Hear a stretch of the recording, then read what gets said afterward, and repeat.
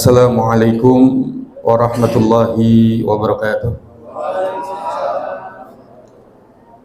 Bismillah, Bismillah, Alhamdulillah, wassalatu wassalamu ala Rasulillah wa ala alihi wa sahbihi wa mawalah, la hawla wa la quwata illa billah, amma ba'd. Rabbi shrah li sadri wa yassir li amri wahlul 'uqdatam min lisani yafqahu qawli. Rabbi yassir wa la tu'assir wa tammim lana minka bil khair faya khairan nasirin birahmatika ya arhamar rahimin. Alhamdulillah, jamaah Masjid At-Taqwa PT Intersalin yang sama-sama mencari ridha Allah Subhanahu wa taala. Bersyukur kepada Allah, kita masih diberikan oleh Allah Subhanahu wa taala kesempatan, kemampuan, kekuatan sehingga kita bisa beribadah untuk taat menjalani perintah Allah pada bulan yang mulia ini, yaitu bulan Ramadan. Kita juga digunakan oleh Allah untuk sholat berjamaah, kemudian dilanjutkan untuk kajian. Ini semata-mata semua adalah pertolongan dan juga bentuk kasih sayang Allah Subhanahu wa taala kepada kita, sehingga kita selalu digunakan dalam kebaikan. Jamaah yang dimuliakan oleh Allah Subhanahu wa taala, kali ini saya dapat kebagian judulnya apa nih? Ini Pak Nasib kalau ngasih judul itu kayaknya Masya Allah berat-berat banget kayaknya. Puasa beserta sejarahnya dari masa ke masa. Memang yang namanya puasa ini ibadah klasik. Memang yang namanya puasa ini ya bukan hanya diperintahkan kepada umat ini saja. Karena jelas di dalam Al-Quran, ya ayyuhalladzina amanu kutiba alaikumus siyam kama kutiba alal ladzina min qablikum la'allakum tattaqun. Wahai orang-orang beriman, kami fardukan kepada kalian. Ini masalah orang-orang berimannya udah dibahas. Tadi saya ngelihat statusnya Pak Nasib nih sama Ustadz Fuleh. Udah. Nah, kalau dibahas lagi, kenyang, akhirnya muntah. Wahai orang-orang beriman, diwajibkan kepada kalian berpuasa sebagaimana telah diwajibkan kepada orang-orang sebelum kalian. Menunjukkan ibadah puasa ini ibadah klasik. Ibadah puasa ini Allah Subhanahu wa taala perintahkan kepada setiap generasi umat-umat terdahulu. Ibadah puasa ini Allah Subhanahu wa taala selalu jadikan setiap nabi yang Allah Subhanahu wa taala utus kepada umat manusia. Kenapa? Memang manusia ini ketika diciptakan di dunia udah punya dua musuh besar. Manusia ini ketika kita nih lahir di dunia itu resikonya udah punya musuh. Pertama yaitu musuh kita adalah iblis, syaitan, laknatul alaih beserta bala tentaranya. Nih yang gak enak begini nih. Ya, apalagi kalau jadi imam tuh ya, mic-nya mati, imam taraweh kadang Masya Allah. Itu semoga yang ustadz kalau jadi imam tarawih mic-nya mati, masuk surganya di luar. Kenapa? Suaranya sampai habis. Kadang gitu. Penyanyi dangdut kadang yang enak itu bukan suaranya, apa? Mic-nya yang mahal. Balik lagi.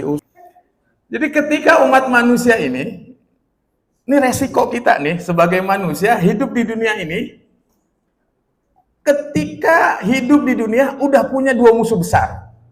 Musuh eksternal, musuh internal. Siapapun manusianya. Dari zaman Nabi Adam, manusia yang awal sampai nanti, ya, umat terakhir, mereka punya musuh besar eksternal, iblis, syaitan, laknatullah alaih beserta bala tentaranya tuh.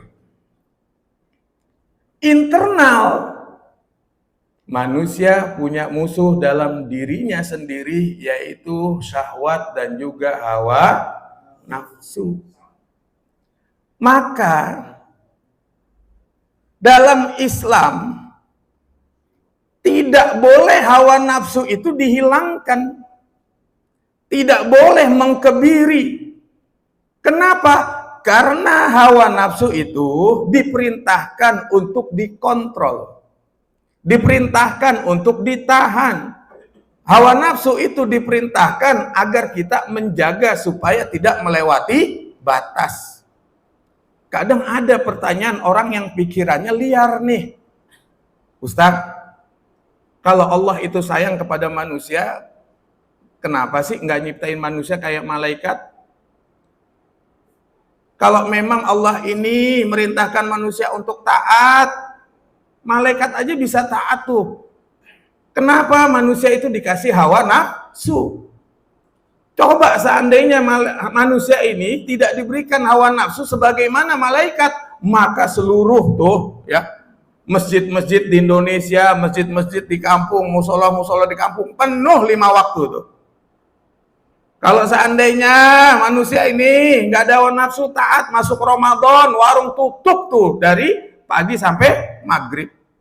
Nggak ada yang buka, nggak ada yang ngopi, nggak ada yang ngerokok, yang katanya orang Islam, orang iman tengah hari.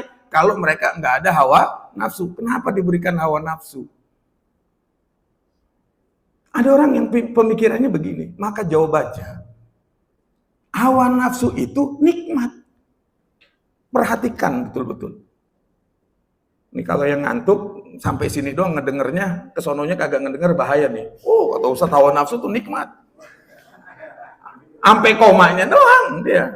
Kagak ngedenger sampai titik nih. Perhatikan betul-betul. Hawa nafsu itu nikmat. Kenapa?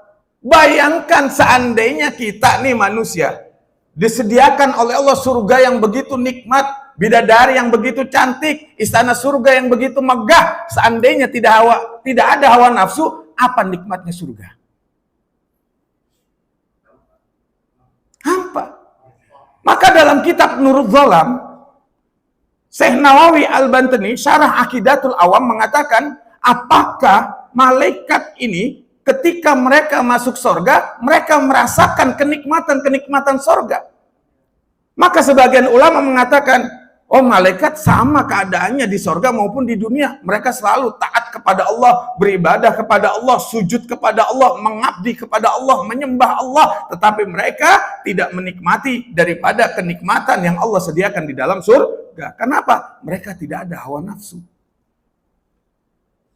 Maka dari sisi ini, hawa nafsu itu tidak boleh dihilangkan. Tetapi hawa nafsu itu perlu dikontrol, perlu dijaga. Maka salah satu penjaga, pengontrol hawa nafsu, fasilitasnya yang terbaik adalah dengan berpuasa. Maka Nabi Adam alaihi salatu wassalam diperintahkan puasa yaumul bid, tanggal 13, 14, 15, dan juga puasa akhir bulan Nabi Adam, tanggal 28, 29, 30.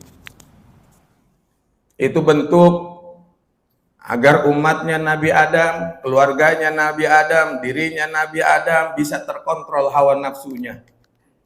Nabi Idris alaihi salatu wassalam, ya, dia punya puasa, meninggalkan, memakan daripada yang bernyawa. Kalau orang Jawa namanya puasa mutih katanya, ninggalin yang bernyawa. Ada lagi Nabi Daud. Nabi Daud ya puasanya itu adalah sehari puasa sehari tidak. Ini cerita kalau mau di berapa menit sih? Penasaran saya takut kelamaan nih. 30 menit. Ini udah 25. Tinggal 5 menit lagi. Jadi Nabi Daud nih dalam kitab Durratun Nasihin ini karena kisah ya. Kalau untuk hukum ya kami Durratun Nasihin tidak bisa dijadikan dalil, tapi karena kisah dalam kitab Durratun Nasihin. Jadi Nabi Daud alaihi salatu wassalam itu dia mempunyai istri yang begitu banyak. Beliau mempunyai istri yang begitu banyak. Maka satu ketika Nabi Daud alaihissalatu wassalam ingin menikahi wanita daripada salah satu prajuritnya yang sedang berperang. Jadi prajuritnya sedang berperang, istrinya mau dinikahi karena dianggap ya sudah meninggal ataupun belum kembali, tidak jelas kabarnya dan sebagainya. Maka Allah Subhanahu wa taala kirim ini dalam kitab Durratun Nasihin. Dua malaikat menyerupai manusia yang mana mereka berselisih, ingin meminta keputusan kepada Nabi Daud alaihissalatu wassalam. Maka yang satunya mengatakan, wahai Nabi Daud, saya punya kambing yang sedang diternak, yang digembala, tiba-tiba ada orang datang, yang mana fulan ini mengakui kambing tersebut adalah milik dia. Padahal ini kambing saya yang sedang saya gembala, yang sedang saya lepas. Maka Nabi Daud alaihissalatu wassalam mengatakan, oh tidak bisa. Kamu fulan memiliki kambing si A. Karena kambing dia sedang digembala, kenapa kamu tiba-tiba ingin memiliki daripada kambing tersebut? Maka malaikat tersebut langsung berkata kepada Nabi Daud, begitu pula wahai Nabi Daud, ketika ada seorang raja ingin memiliki daripada istri prajuritnya, yang mana prajuritnya itu sedang berperang.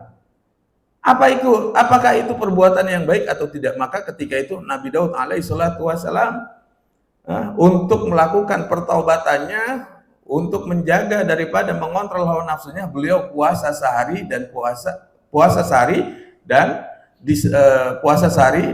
seharinya tidak. Ini dalam kitab tersebut menjadi sejarah awal muasalnya daripada puasa Daud. Ada lagi puasanya umat Nabi Musa alaihissalatu wassalam, yaitu puasa Asyura, puasa pada tanggal 10 Muharram. Yang mana dalam riwayat-riwayat ketika Rasulullah Shallallahu Alaihi Wasallam ini datang ke Madinah. Jadi di Madinah itu ada 3 suku Yahudi, Bani Quraidah, ya, Qainuqa. Ya. Ketika dilihat setiap 10 Muharram ini orang-orang Yahudi, mereka ini selalu berpuasa. Maka Rasulullah Shallallahu Alaihi Wasallam bertanya kepada mereka, wahai Yahud, kenapa engkau berpuasa pada hari ini? Maka orang-orang Yahudi mengatakan, wahai Muhammad, ketahuilah karena pada hari ini Musa telah diselamatkan oleh Tuhannya daripada kejaran musuhnya, yaitu Fir'aun. Nabi Musa diselamatkan dari kejaran Fir'aun. Fir'aun telah dimusnahkan oleh Allah, ditenggelamkan di tengah-tengah laut mati. Itu terjadi pada 10 Asyura ataupun 10 Muharram. Maka karena itulah kami sebagai umat yang mencintai Musa alaihissalatu wassalam menghargainya dengan berpuasa. Jadi puasa ini ibadah klasik. Bahkan dulu ada ajaran namanya Zoroaster.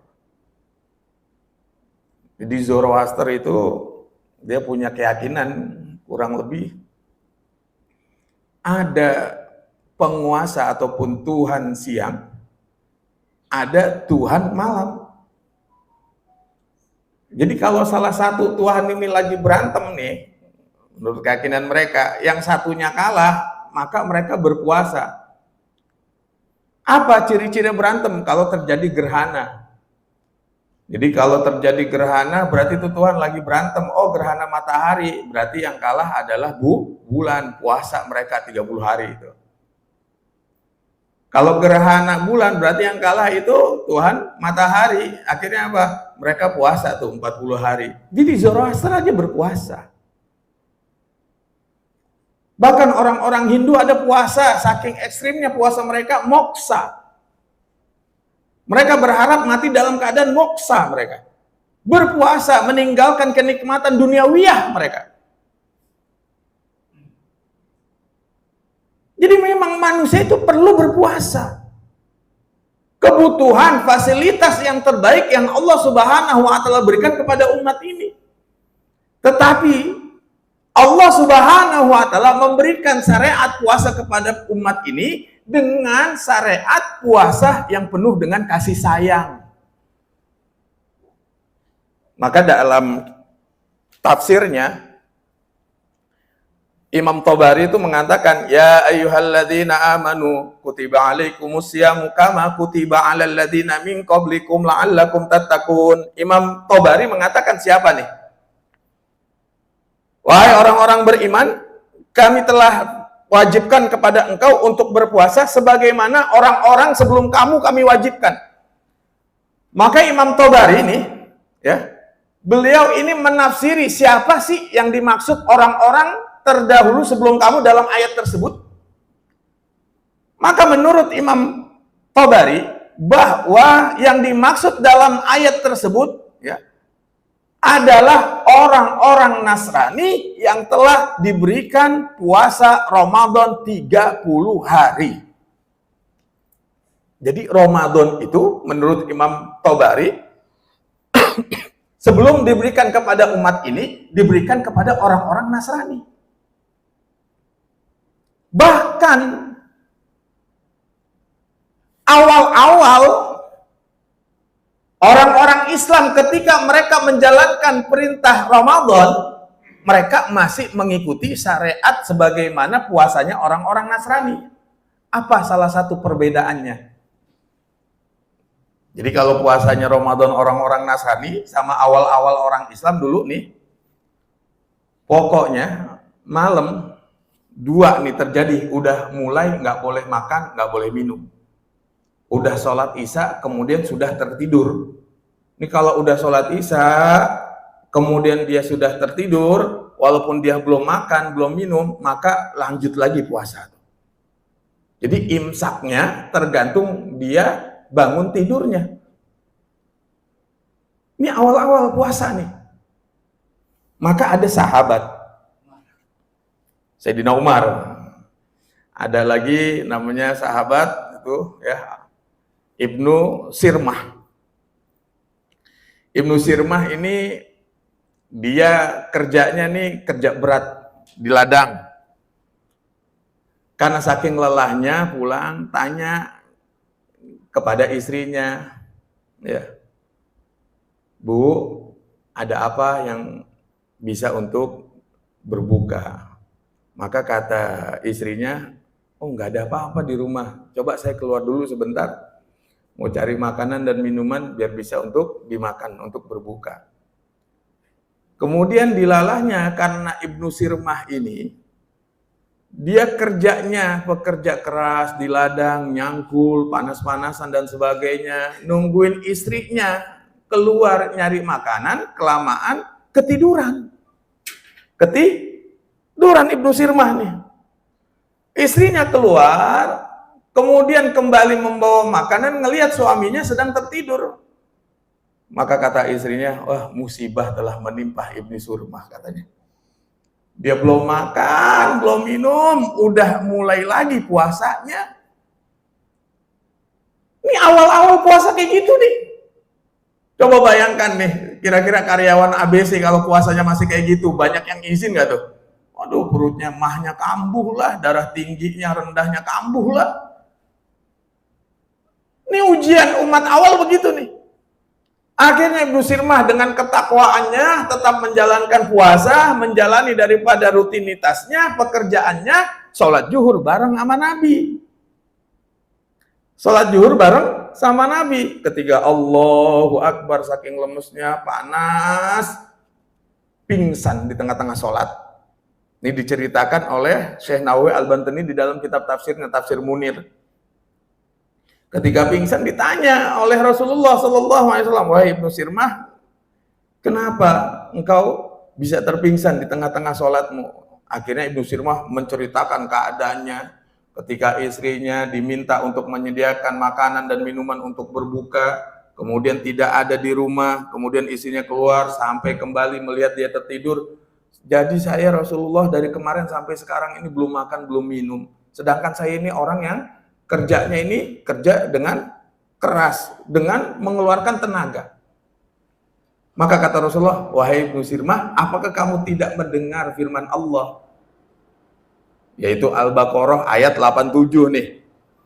Allah Subhanahu wa taala berfirman, "Uhilla lakum lailatas syami rafatsu ila nisaikum hunna libasul lakum wa antum libasul lahun. Alimallahu annakum kuntum tahtanuna anfusakum fataba 'alaikum wa 'afa ankum fal'ana bashiruhunna wabtagu ma kataballahu lakum wa kulu washrabu hatta yatabayyana lakumul khaytul abyadu minal khaytil aswadi minal fajr." Puasa kita udah beda. Nggak kayak puasanya umat-umat terdahulu. Kalau umat terdahulu ketika mereka tertidur sudah mulai dengan terbangunnya mereka dari tidur mereka sudah mulai untuk puasa baru. Melanjutkan puasa baru. Kalau kita enggak. Kulu wasrabu hatta yatabayyana lakumul khaytul abyadu minal khaytil aswad. Jadi kalau fajar belum nongol, walaupun kamu tidur lebih dulu, kemudian kamu terbangun dan fajarnya belum nongol, maka kamu masih diperbolehkan untuk makan, masih diperbolehkan untuk minum, masih diperbolehkan untuk bersetubuh. Nah, ini ayat ini turun gara-gara Sayyidina Umar. Hebatnya Sayyidina Umar tuh. Hawa nafsunya, ya, tingkah lakunya, perbuatannya bisa menjadi asbabun nuzul, sebab turunnya ayat. Jadi orang kalau takwa tuh kadang salahnya aja, bukan salahnya ya, salah itu kadang nggak termasuk dosa. Salahnya aja itu bisa jadi syariat.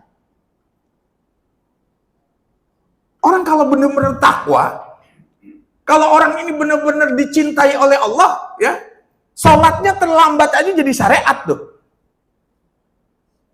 Dulu kita sekarang kalau habis satu-satunya ya bacaan ketika kita intikol perubahan dalam sholat, yang lainnya Allahu Akbar, Allahu Akbar. Ada satu bacaan itu yang berbeda tuh.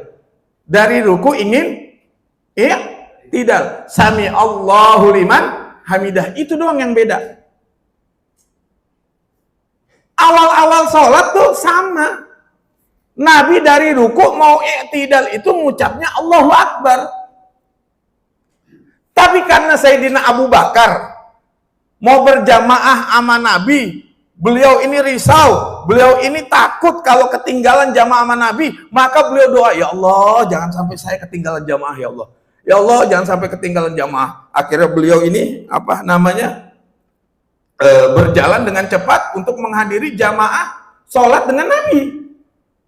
Maka ketika itu Nabi sedang berada di ruku terakhir, rakaat terakhir. Maka dalam kitab fikih, kalau orang masih bisa tumak ninah, ruku bersama imam, ya, tumak ninah, maka dihitung dia telah mendapatkan rakaat bersama imam. Tapi kalau ikutnya setelah imam ruku, maka rakaat yang dia ikutin nggak dihitung. Dihitung dari rakaat selanjutnya. Maka dalam ruku, ya, ruku terakhir itu malaikat Jibril turun, dudukin daripada punggungnya Nabi, duduk. Jadi lama tuh ruku Nabi itu. Kenapa? Nungguin Sayyidina Abu Bakar. Ketika Sayyidina Abu Bakar masuk ke masjid, ngelihat Nabi masih ruku, beliau ngucapin, Alhamdulillah, saya bisa sholat berjamaah sama Nabi. Kemudian Sayyidina Jibril, ya, sholatu wassalam, mendengar daripada Sayyidina Abu Bakar ini mengucapkan Alhamdulillah, beliau mengatakan Sami Allahu liman hamidah. Malaikat Jibril, semoga Allah mendengar orang yang memujinya. Kemudian Rasulullah yang ruku, karena Jibril mendoakan orang yang memuji Allah akan didengar, Rasulullah mengatakan Rabbana lakal hamdu mil'us samawat wa mil'ul ardi wa mil'u ma syi'ta min syai'in ba'du. Maka inilah jadi syariat. Begitupun Sayyidina Umar hebatnya. Apalagi Sayyidina Umar ini dikatakan oleh Nabi, laukanan nabiyyu ba'di lakana Umar. Seandainya ada Nabi ini setelahku, pasti Umar akan diangkat oleh Allah menjadi nabinya. Karena perkataannya, cara berpikirnya, keputusannya, ketegasannya, semua sesuai dengan perintah Allah. Sesuai dengan kehendak agama. Sayyidina Umar lagi ngobrol sama Nabi. Pulang kemalaman. Yang namanya Sayyidina Umar kan manusia, ada hawa nafsu. Habis ngobrol malam pengen ngegauli istrinya, tapi istrinya sudah dalam keadaan tertidur. Maka dibangunin. Mbok, yuk. Duh, Pak saya udah tidur nih. Kalau udah tidur berarti kan udah mulai puasanya. Nggak boleh makan, nggak boleh minum, nggak boleh bersetubuh. Hebatnya Sayyidina Umar. Sayyidina Umar nggak peduli. Pokoknya, kenapa? Nih, kalau hawa nafsu nih kagak dijaga, kata Sayyidina Umar. Ini bisa apa namanya nih? Bisa terjadi hal-hal yang lebih buruk. Akhirnya Sayyidina Umar tetap menggauli daripada istrinya. Kemudian subuh baru sowan. Enaknya orang dulu tuh, ya. Zaman Nabi, salah satu daripada nikmatnya yang nggak kita dapat kalau salah langsung sowan sama Nabi. Sayyidina Umar sowan sama Nabi, ya Rasulullah, saya semalam udah nggak tahan, kemudian maksa istri saya untuk bergaul sedangkan istri saya sudah tertidur. Akhirnya saking cintanya Allah kepada Sayyidina Umar turun ayat ini. Uhilla lakum lailatas syamir rafasu ila nisaikum, halal bagi umat ini ketika kalian dalam keadaan berpuasa menyetubuhi istri kalian dalam malam harinya. Selagi apa? Hatta yatabayyana lakumul khaitul abyadu minal khaitil aswadi minal fajr. Sebelum fajar itu menyingsing, sebelum matahari itu memberikan sinarnya, maka kalian masih halal untuk makan, minum, dan juga menyetubuhi daripada istri kalian masing-masing. Ini salah satu perbedaan puasa. Umat akhir zaman ketimbang umat-umat terdahulu, yang mana syariat dalam puasa yang diberikan oleh Allah kepada kita penuh dengan kasih sayang, penuh dengan toleransi, penuh dengan keringanan-keringanan, sehingga memudahkan umat ini untuk selalu taat kepada Allah Subhanahu wa Ta'ala. Jadi kita harus bersyukur kepada Allah atas nikmat dan syariat yang diberikan oleh Allah Subhanahu wa Ta'ala. Ya, cukup. Ya, mungkin ada yang ditanyakan? Ya, silakan. Jadi kalau kita lihat dari sudut pandang puasa kan kita lebih ringan dibandingin umat-umat terdahulu. Kita setahun paling puasa 9, dan umat Nabi Daud kan 6 bulan ya. Kalau sehari puasa sehari kan berarti 6 bulan. Nah, nilai tambah di umat kita itu apa supaya apa ya, secara pahalanya bahasanya itu bisa berimbang dengan umat-umat kita. Itu ada titik penekanannya di mana, Ustaz? Terima kasih. Rasul tuh pernah risau.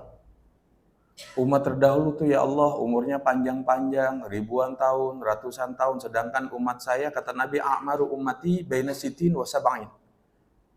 Umur umat saya ini antara 60-70 tahun. Maka Nabi itu gelisah. Kenapa? Karena umat ini umurnya pendek, otomatis dibandingkan dengan umat-umat terdahulu yang umurnya panjang, sholatnya banyakkan mereka, puasanya banyakkan mereka, zikirnya banyakkan mereka, taatnya banyakkan mereka. Kenapa? Kuantitas daripada umurnya lebih panjang. Maka singkat cerita, Allah Subhanahu wa Ta'ala karena Nabi yang paling banyak masuk surga, memberikan anugerah yang mana kalau kita beribadah pada malam tersebut bagaikan 1000 tahun, yaitu diberikan Lailatul Qadar.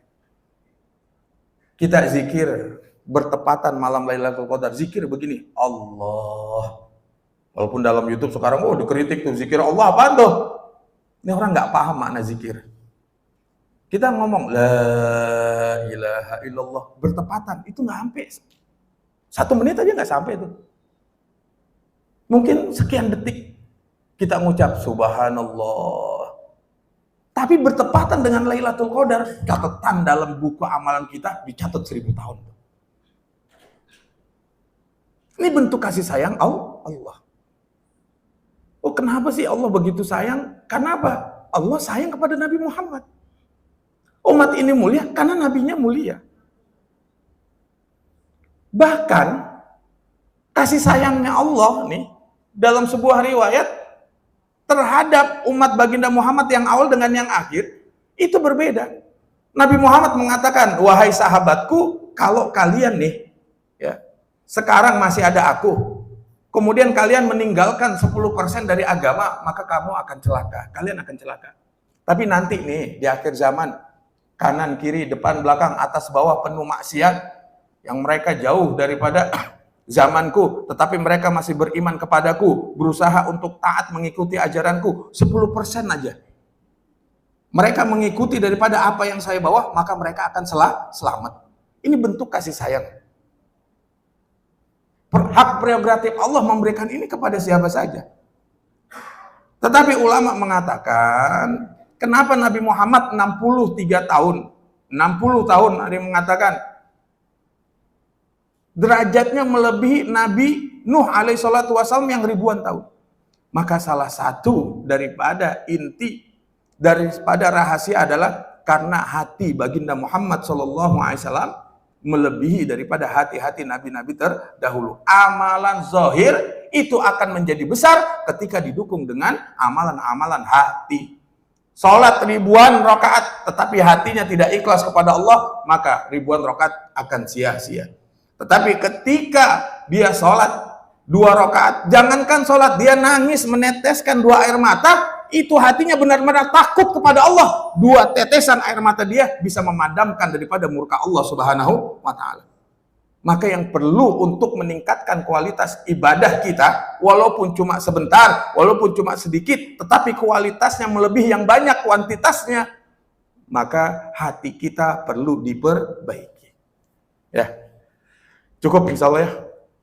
Insya Allah. Semoga apa yang kita kaji, apa yang kita dengarkan, Allah Subhanahu wa ta'ala jadikan ilmu yang manfaat, yang barokah fid dini wa dunya wal akhirah. Astaghfirullahaladzim, astaghfirullahaladzim, astaghfirullahaladzim. Allahumma salli wa sallim wa barik ala sayyidina Muhammad wa ala ali sayyidina Muhammad.